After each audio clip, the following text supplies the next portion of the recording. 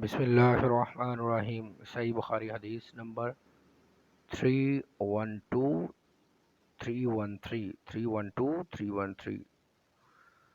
صحیح بخاری حدیث نمبر 313 صحیح بخاری حدیث نمبر 212 حضرت عائشہ رضی اللہ عنہ سے روایت ہے، انہوں نے فرمایا ہمارے پاس صرف ایک ہی لباس ہوتا تھا، اسی میں ایام حیض گزارتیں، اگر ان میں سے حیض کا کچھ خون لگ جاتا تو اس پر تھوک ڈال دیتی اور اسے اپنے ناخن سے رگڑ دیتی۔ صحیح بخاری حدیث نمبر 312 صحیح بخاری حدیث نمبر 313 حضرت ام عطیہ رضی اللہ تعالی عنہا سے روایت ہے، انہوں نے فرمایا ہمیں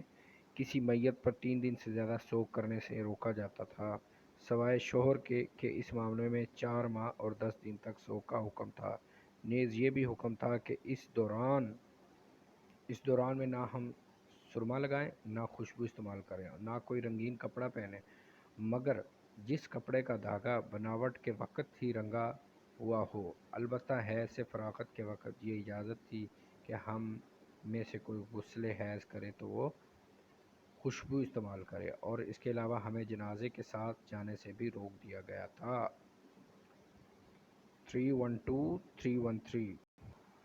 312 313 312 313